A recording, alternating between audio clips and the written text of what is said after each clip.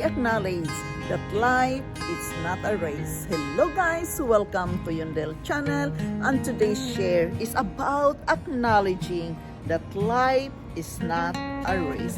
Life is a journey itself. We must learn to enjoy it. We must learn to embrace it despite of the difficulties, despite of the hardships.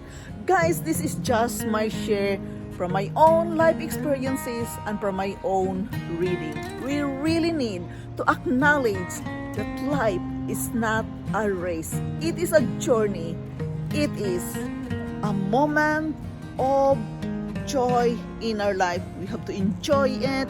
We have to embrace it despite of the difficulties, despite of the hardships we are facing every day. Acknowledging, guys, that life is not a race. It is about knowing the whole human being itself, because God created us in the special world in order to enjoy it, in order to embrace every moment of it.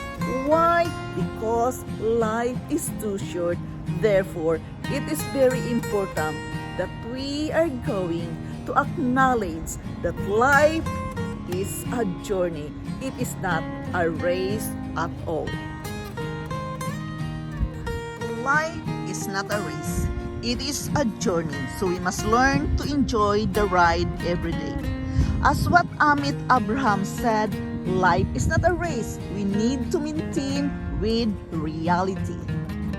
We must acknowledge what course we are taking, enjoying the ride while stopping trying hard so much.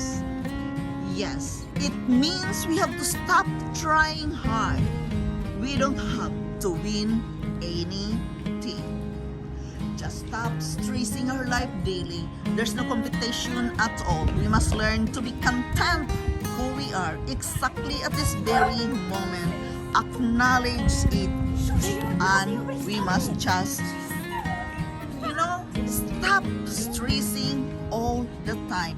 Just stop, reflect, and concentrate in your life. Reflection is very important, as well as meditation. We must learn that there is no race at all. You are more than good enough. We must be humble and stop working hard in this life. Yes, of course, we must work hard, but do it in a good way, not in a racing way. We must be humble who we really are and be vulnerable. We must learn to acknowledge ourselves that we are all great into something in our own way. We must learn to boost our self-confidence by appreciating ourselves, what we are good at. I've been telling you many times in my blogs that we must learn to let it go. Letting it go is very important for the things which is not serving us anymore. Release it from your inner feeling, and letting it go. Do not use so much energy for these things aren't serving us anymore. We must learn to embrace an entirely new day of interacting with the world and with ourselves. Acknowledge that we are enough exactly as we are. Learning the new way of living our life, we must be aware to embrace our life, and it requires stopping for a moment. Yes, stopping for a moment to reflect and be aware that this is not a race at all. Be silent and reflect in order to have clarity of mind. Yes, guys, as a person, we must be authentic, learning to know that we are going to acknowledge that life is not a race. Life is not a race. We must have the time to practice mindfulness meditation. By this, we can find joy in our little things, learning to be in the moment. It is very important that you are aware. You are aware what you are learning right now, knowing that you are adjusting the whole situation. As a human being, you must embrace every moment of it, despite of the difficulties, despite of the hardships. Yes, acknowledging that life is not a race, learning to be in the moment and realizing that all we thought wasn't important. There is no race in our life. Many of us thinking we're racing towards something that will never give us what we are hoping for. But you know, the only way to truly that this life is not a race is to realize that there is no race at all.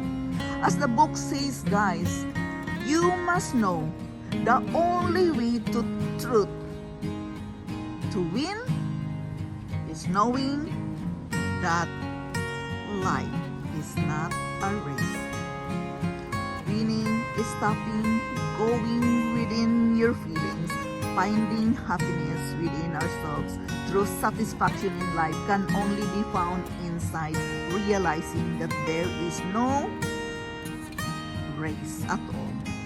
Find the contentment right here and right now. Yes, guys, we must really work with ourselves. Many of us thinking that we are racing into something. Why? Because we are stressing every day. Yes, it is stress, striving, reaching our goal. But you know, guys, at the end of the day, we must know and acknowledge that there is no race at all. We must just live day by day, enjoying the life itself. I know it is not easy to enjoy life when it is hard and difficult, but the secret of all these things, we must just be grateful.